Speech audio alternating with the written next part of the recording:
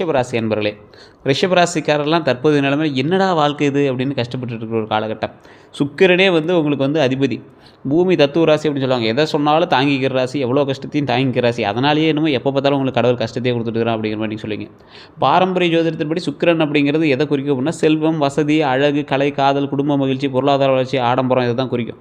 சுக்கிரன் அப்படின்னாவே ஆடம்பரம் எல்லாம் நினச்சிக்கிங்க, லக்ஸுரி நினச்சிக்கிங்க, கலைத்துறையில் மேன்மையாக இருக்கும், பெண்கள் விஷயத்தில் இதாக இருக்கும், ஆண்கள் விஷயத்தில் இப்படியாக இருக்கும், அப்படி இப்படின்னு நீங்களாக கற்பனை பண்ணிக்கிறீங்க. ஆனால் சுக்கிரன் அப்படிங்கிற ஒரு கரெக்டான சுத்தமான இடத்துல மட்டும்தான் இருப்பார். எப்போ நீங்கள் சுத்தத்தை கொஞ்சம் முன்ன பின்ன இருக்கீங்களோ அப்போ உங்களுக்கு வேறு விஷயங்கள் நடக்க ஆரம்பிக்குது அப்படின்னு அர்த்தம். இந்த ராசிக்காரை பொறுத்த வரைக்கும் தற்போதைய நிலைமையில் 2 பாதைகள் கண் முன்னாடி தெரியும் சார். எதில் போகிறதுன்னு தெரியல. ஒவ்வொருத்தரும் ஒவ்வொரு மாதிரி வச்சு செய்கிறாங்க அப்படிங்கிற மாதிரி இருக்கும். குடும்ப நிம்மதியாக வாழ என்ன தான் வழி பிறக்கும் அப்படிங்கிற மாதிரி இப்போ உங்களோட கேள்வி இருக்குது. இப்போது முதலீடு செய்வது சரியான நேரமா அப்படிங்கிற ஒரு கேள்வி. என் வாழ்க்கையில் பொருளாதார நிலைத்தன்மை எப்போ வரும், எப்போ கரெக்டாக நான் ஸ்டடியாக நிற்பேன், நான் உழைத்ததற்கு ஏற்ற பலன் எப்போ கிடைக்கும் அப்படிங்கிற ஒரு கேள்விக்குறியோடு நீங்கள் வந்திருக்கீங்க. இந்த காலகட்டத்தில் ரிஷபராசிக்காரோட மனதில் இருக்கக்கூடிய விஷயங்கள் இதுதான். இது மட்டும் இல்லாமல் சில கேள்விகளும் உங்கள்கிட்ட இருக்குது. தொழிலில் முன்னேற்றம் இருக்குமா, பண சேமிப்பு ஏதாவது பண்ண முடியுமா, வீடு வாங்கக்கூடிய திட்டம் ஏதாவது நிறைவேறுமா, குழந்தைங்களுடைய எதிர்காலம் எப்படி இருக்க போகுது, புதிய தொழில் எப்படி இருக்க போகுது, நில முதலீடு எப்படி இருக்க போகுது, குடும்ப ஒற்றுமை எப்படி இருக்க போகுதுங்கிற சிந்தனை தான் உங்களோட மைண்டில் அதிகமாக போயிட்டுருக்கும். ஸோ இந்த காலகட்டம் உங்களுக்கு சில கேள்விக்குறியான காலகட்டமாக இருந்தாலும் இந்த ராசிக்காரர்களுக்கு ஒரு அற்புதமான காலகட்டம் அப்படின்னு சொல்லலாம். ஏன் அப்படி சொல்கிறீங்க சார் அப்படின்னு கேட்டிங்கன்னா, இந்த ராசி ரிஷபராசிக்காரங்களுக்கு ஒரு முக்கியமான இயல்பு இருக்குது. அமைதியாக சிந்தித்து செயல்படுவாங்க. வாழ்க்கையில் நிலைத்தன்மையை விரும்பக்கூடிய நபர், பணத்தின் மதிப்பை நன்றாக அறிந்திருக்கக்கூடிய நபர், குடும்பத்திற்கு அதிக முக்கியத்துவம் கொடுக்கக்கூடிய நபர், எளிதில் யாரையும் நம்ப மாட்டாங்க, ஒரு முடிவு எடுத்தால் அதை மாற்ற விரும்ப மாட்டாங்க, பொறுமையாக உழைத்து வெற்றி பெறுவாங்க, பாதுகாப்பான வாழ்க்கையை உருவாக்கணும் அப்படிங்கிற எண்ணம் எங்கிட்ட இருக்கும், சொத்து சேர்ப்பதில் ஆர்வம் அதிகம், உழைப்பின் மூலம் உயர வேண்டும் அப்படிங்கிற நம்பிக்கை அவங்கக்கிட்ட ரொம்ப அதிகம். அந்த நம்பிக்கைக்கு ஏற்ப அவங்க வளர்ந்து வர்றது ஒரு மிகப்பெரிய ஒரு சாதனை. அப்படி ஒரு வர ராசி தான் அது. இந்த ராசியை பொறுத்த வரைக்குங்க ஒரு தெளிவான ஒரு விஷயம் என்ன அப்படின்னா, நிறைய கஷ்டங்கள் உங்களுக்கு இருந்திருக்கலாம். ஜாதக ரீதியாக உங்களுக்கு எப்படி இருக்குது அப்படின்னு பார்க்கணுன்னா ஜஸ்ட் கீழே இருக்க நம்பருக்கு ஃபோன் பண்ணுங்கள். இல்லை சார் நான் லோக்கல்லே பார்த்தோன்னா லோக்கலில் பாருங்கள், அதான் பெஸ்ட்டு. லோக்கலில் பார்த்துட்டு இல்லை சார் எனக்கு சாட்டிஸ்ஃபை ஆகலை அப்படிங்கிற பட்சத்தில் மேலே இருக்கிற நம்பருக்கு ஃபோன் பண்ணுங்கள். ஃபோன் பண்ணிங்க அப்படின்னா ஒரு பிரபல ஜோதிடர் தான் பேசுவார். அதுவுமே வெயிட் பண்ணி தான் பேசுகிற மாதிரி இருக்கும். அப்பாயின்மெண்ட் பேஸில் தான் பேசுவாங்க. அதுக்கு தகுந்த மாதிரி தான் ஃபீஸஸ் இருக்கும். ஏன்னா கிட்டத்தட்ட ஒரு 4-5 லாங்குவேஜில் ஜோதிடம் பார்க்கக்கூடியவர், 200 மேற்பட்ட ஜோதிடர்களுக்கு ஆசான் ஜோதிடர் கற்றுக் கொடுக்குறாங்க பார்த்தீங்களா அவங்க. ஸோ இவர் என்ன பண்ணுவார் அப்படின்னா உங்களுக்கு A to Z கம்ப்ளீட்டாக சொல்லிடுவார். அடுத்தடுத்து என்ன பண்ணணும் அப்படிங்கிறதெல்லாம் நீங்கள் ரெகுலராக நீங்கள் கால் பண்ணி கேட்க ஆரம்பிச்சிருங்க. சரி இந்த டைமில் இது பண்ணிட்டுருக்கேன், இது பண்ணலாமா வேண்டாமா அப்படிங்கிற மாதிரி நீங்கள் லைனாக அப்படி கேட்க ஆரம்பிச்சிருங்க. அந்தளவுக்கு அக்யூரேட்டாக இருக்கும். உங்களுக்கு வேணும் அப்படின்னா நீங்கள் ஃபோன் பண்ணி கேட்கலாம். அப்படி இல்லை சார் நான் லோக்கலே பார்த்துட்டு அப்படின்னாலும் உங்களோட வாய்ப்புகள் தான். அதே போல் செய்வினை சம்மந்தப்பட்டது, பிளாக் மேஜிக் சம்மந்தப்பட்ட விஷயங்கள் ஏதாவது இருந்தது அப்படின்னாலும் அதற்கான தீர்வுகளை இவர் சொல்கிறாரு.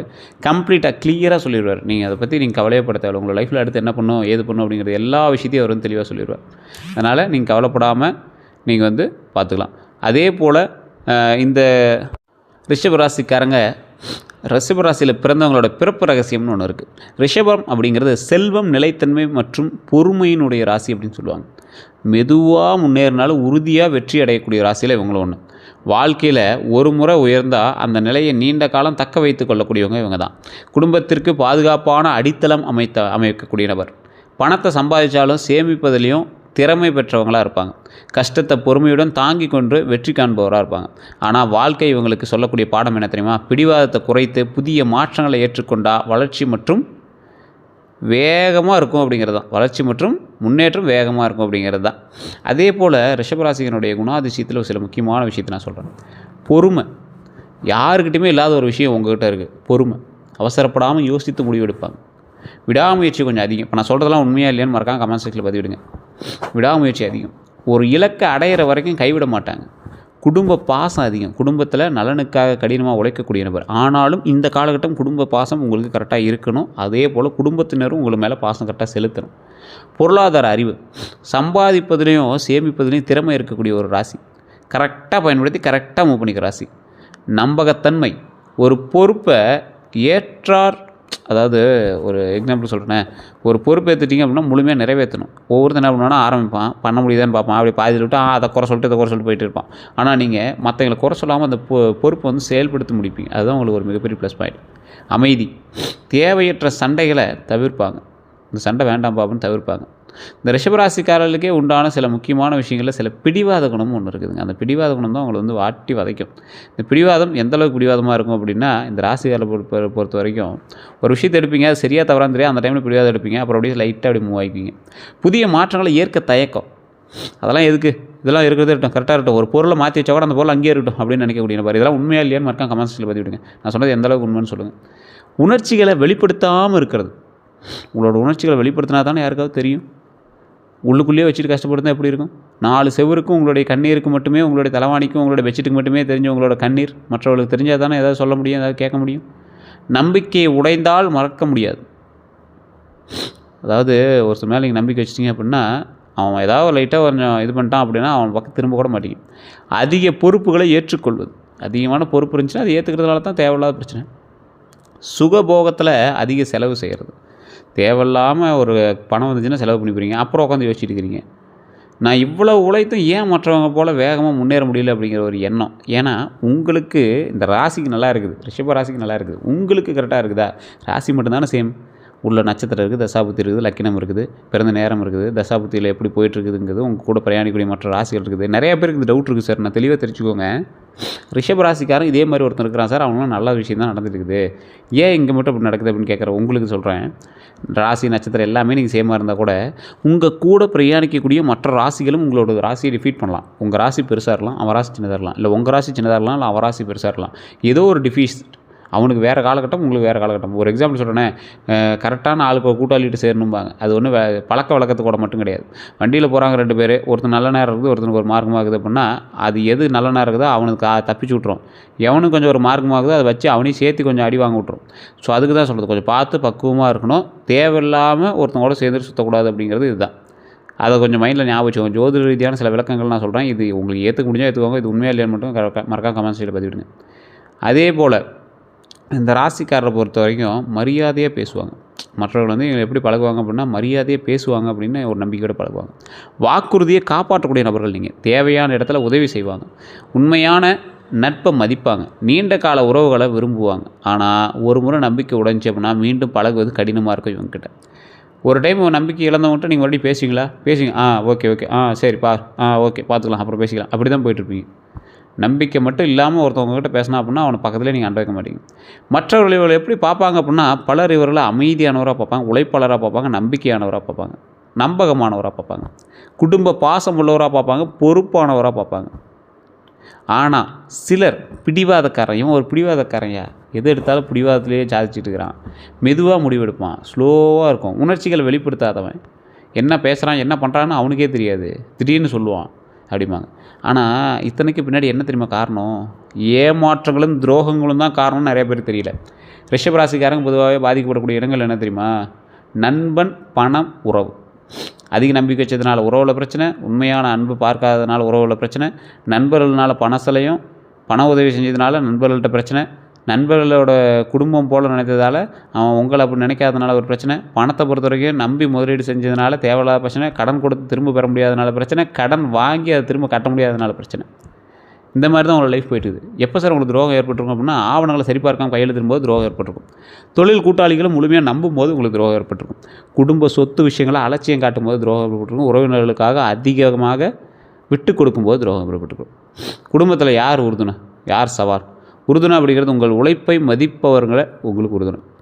குடும்ப ஒற்றுமையை விரும்புபவர்கள், உண்மையான நண்பர்கள், இவங்க எல்லாமே உங்களுக்கு உறுதுணை தான். பொறாமை கொண்ட உறவினர்களை பக்கத்தில் வச்சுக்காதீங்க. பொறாமை கொண்ட உறவினராக இருந்தாலும் சரி, நண்பனாக இருந்தாலும் சரி, பண விஷயத்தில் சுயநலம் காட்டுறவங்கள்ட்ட பக்கத்தில் வச்சுக்காதீங்க. உங்கள் வளர்ச்சியை விரும்பாதவர்கள்ட்ட பக்கத்தில் வச்சுக்காதீங்க. ரிஷபராசிக்கு ஏற்ற தொழில்கள் அப்படின்னா ரியல் எஸ்டேட் ரிஷபராசிக்கு ஏற்ற தொழில். விவசாயம், வங்கி, நிதித்துறை, நகை வியாபாரம், நகை விளம்பரப்படுத்துறது, ஆடை மற்றும் ஃபேஷன் டெக்னாலஜி, இந்த மாதிரி விஷயங்கள். ஹோட்டல் தொழில், உணவகம், கட்டுமானம், கால்நடை வளர்க்குறதெல்லாம் வச்சுருப்பாங்கள்ல, ஏதோ ஒரு ஆடு மாடு வளர்த்துறது, இந்த மாதிரி விஷயங்கள்லாம் உங்களுக்கு நல்ல ஒரு வருமானமாக இருக்கும். நல்ல ஒரு தொழிலாக உங்களுக்கு வந்து அமையும். அதே போல் கலை மற்றும் இசை, இதெல்லாம் உங்களுக்கு ஆர்வம் இருந்துச்சு அப்படின்னாலும் நல்லா செட் ஆகும். இல்லைனா அது வந்து உங்களுக்கு ஒரு பிடிச்ச ஒரு தொழிலாக கூட அமையும். ஏன்னா கலை வந்து சுக்கிரனோட ஆதிக்கம் கொண்டது, இசையும் சுக்கிரனோட ஆதிக்கம் கொண்டது.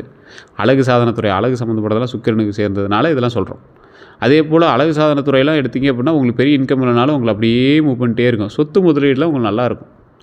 இனி தொழில் எப்படி இருக்கும் அப்படின்னா, தொழில் நிலையான வளர்ச்சி உண்டாகும். பொறுமையாக அப்படியே ஸ்டெபிளாக போய்ட்டுருக்கும். புதிய முதலீடுக்கான வாய்ப்புகள் உண்டாகும். பதவி உயர்வு கிடைக்கலாம். வெளிநாட்டு தொடர்புகள் அதிகரிக்கக்கூடிய ஒரு காலகட்டம். பழைய முயற்சிகளுக்கு நல்ல பலன் கிடைக்கக்கூடிய ஒரு காலகட்டமாக இருக்கும். நிறையா பேரோட கேள்விங்க அது மெயினாக இதுதான். செய்வன பலிக்குமா, கந்திஷ்டி பலிக்குமா இந்த ராசிக்கு? இப்போ இருக்குதா? இந்த காலகட்டம் உங்களை மடக்கி இந்த மாதிரி ஒரு விஷயங்களை உங்களுக்கு யாராவது ஒருத்தர் பண்ண வைக்கிறதுக்கான வாய்ப்புகள் இருக்கக்கூடிய காலகட்டம் தான். ஏன்னா இந்த டைம் வந்து உங்களுக்கு வந்து தசாபுத்தியின்படி உங்களுடைய செயல்பாடுகள் உங்களை மீறி செயல்பட்டுருக்கும். அது என்ன சார் உங்களை மீறி செயல்படும் அப்படின்னா, ராசி வந்து ஒரு சில டைம் குலதெய்வம் உங்களுக்கு எப்பயுமே குலதெய்வம் சப்போர்ட் இருக்கும். ஒரு சில டைம் உங்களையும் மீறி உங்களோட எனர்ஜியை வந்து அப்படியே கொஞ்சம் மைனஸில் கொண்டு போயிட்டு வேறு யாராவது உங்களுக்கு ஒரு விஷயத்தை ஏதாவது செஞ்சுட்டு போகிற அளவுக்கு உங்களுக்கு சில விஷயங்கள் இருந்திருக்கும். உங்கள் பொருளாதார வளர்ச்சியை பார்த்து சிலர் பொறாமைப்படலாம். ஏன்னா இப்போ நீங்கள் வளர்ந்துட்டு வரீங்க அப்படின்னு அர்த்தம். கந்திஷ்டி குறித்து பல குடும்பங்களில் நம்பிக்கை இருக்குது, இருந்தாலும் கொஞ்சம் பார்த்து எச்சரிக்கையாக இருக்கணும். செய்வன பற்றியும் பல்வேறு கருத்துக்கள் இருக்குது. இதற்கான அறிவியல் ஆதாரம் இது வரைக்கும் எதுவும் இல்லை. இருந்தாலும் உங்களுக்கு மன அமைதிக்காக, இறை நம்பிக்கை, கடவுள் வழிபாடு ரொம்ப நல்லது, குலதெய்வ வழிபாடு ரொம்ப நல்லது, நல்ல செயல்களை வழங்குவது ரொம்ப நல்லது, தியானம் பண்ணுறது ரொம்ப நல்லது. இதெல்லாம் உதவியாக இருக்கும். இல்லை சார் எனக்கு கொஞ்சம் டவுட்டாக இருக்குது, இது எப்படி இருக்கா இல்லையான்னு தெரிஞ்சுக்கிறது, ஜாதக ரீதியாக நீங்கள் செல்லுபடி ஆகுமா அப்படின்னு தெரிஞ்சுக்கணும், இல்லை வேறு ஏதாவது விஷயத்தில் மூலமாக கண்டுபிடிக்கணும்னா கீழே இருக்கக்கூடிய நம்பருக்கு ஃபோன் பண்ணிங்க அப்படின்னா பிரபல ஜோதிடருடைய நம்பர் கொடுப்பாங்க. அதன் மூலமாக நீங்கள் அங்கேயும் பேசி தெரிஞ்சுக்கலாம். அதே போல் சில பொருட்கள் மூலமாகவும் நீங்கள் வந்து உங்கள் வீடுகளில் அப்படி ஏதாவது இருந்துச்சுனாலும் அது பலிக்காத மாதிரி நீங்கள் வந்து செஞ்சு வச்சுக்கலாம். அதுக்கான நம்பர் தான் கீழே இருக்கிற நம்பர். அதுக்கு தகுந்த மாதிரி தான் ஃபீஸஸ் இருக்கும். ஐடியா இருக்கிறவங்க மட்டும் கால் பண்ணுங்கள், சும்மா நார்மலாக கால் பண்ணிகிட்டு இருக்க வேண்டாம். அதே போல் நல்ல நேரம் எப்போ சார் கிடைக்கும் அப்படிங்கிறது, தேவையற்ற பிடிவாதத்தை விட்டு விடும்போது உங்களுக்கு நல்ல நேரம் பிறகு சார் எங்கே சார் பிடிவாதம் அப்படிங்கிற தேவையான விஷயத்துக்கு தான் சார் கேட்க முடியும். எப்படி சார் தேவையில்லாத விஷயத்துக்கு இது பண்ண முடியும் அப்படின்னு உங்களுக்கு கோவம் ஒன்று வரும். ரிஷபராசி தேவையற்ற விஷயம் அப்படிங்கிறது அந்த நேரம் முடிஞ்சு தான் உங்களுக்கு தெரியும். இதுக்காகவா சண்டை போட்டோம், இது மாதிரி நீங்கள் அனுபவிச்ச விஷயங்கள் 100 150 இதுக்கு தான் சண்டை போட்டோம் அப்படிங்கிற மாதிரி. புதிய வாய்ப்புகளை ஏற்றுக்கொள்ளும் போது, சேமிப்பு மற்றும் முதலீட்டில் கவனம் செலுத்தும் போது உங்களுக்கு நல்ல நேரம் உருவாகும். சேமிப்புன்னு இது வரைக்கும் எதாவது எடுத்து வச்சுருக்கீங்களா? உங்களோட உண்டியலோ இல்லை ஒரு டப்பாவோ ஏதோ ஒன்று எடுத்து போட்டு ஒரு சும்மா 10 ரூபா 100 ரூபா டெய்லி எடுத்து வைங்க. எவ்வளோ விஷயங்களும் மாறும் தெரியுமா? நம்பிக்கையுடன் செயல்படும் போது மிகப்பெரிய நன்மை உண்டாகுது.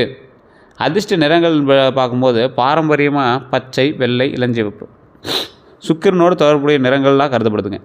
அதிர்ஷ்ட எண்கள் அப்படின்னு பார்க்கும்போது பொதுவாக 2, 6 உங்களுக்கு அற்புதமாக இருக்கும். சாதகமான நாள்னால் வெள்ளிக்கிழமை அற்புதமாக இருக்கும். திருமணம் மற்றும் குடும்ப வாழ்க்கையை பொறுத்தவரை குடும்ப வாழ்க்கையில் மிகவும் மதிப்பாங்க. ஒரு கல்யாணம் பண்ணுறீங்க அப்படின்னா, இல்லை உங்கள் குடும்பத்துலேயே உங்களை வந்து ரொம்ப ஒரு நல்ல ஒரு ஆளாக அவங்கள வந்து நினைப்பாங்க. துணைக்கு பாதுகாப்பான வாழ்க்கையை வாழக்கூடிய ஒரு அற்புதமான ராசி நீங்கள். துணைக்கு ஏற்ற வாழ்க்கை, ஒரு ஆணாக இருக்கீங்க இல்லை பெண்ணாக இருக்கீங்க, எதிர்பாலினத்தவர் வந்து இருக்கக்கூடிய ஒரு நபராக நீங்கள் வந்து இருப்பீங்க. நல்ல ஒரு பாதுகாப்பான ஒரு வாழ்க்கை கொடுப்பீங்க. அதே போல் அன்பு மற்றும் நம்பிக்கை அடிப்படையாக கொண்ட உறவை விரும்புவாங்க. பொறுமையுடன் நடந்தால் குடும்ப வாழ்க்கை மகிழ்ச்சியாக இருக்கும் அப்படிங்கிறதுல ரொம்ப உறுதுணையாக இருப்பாங்க.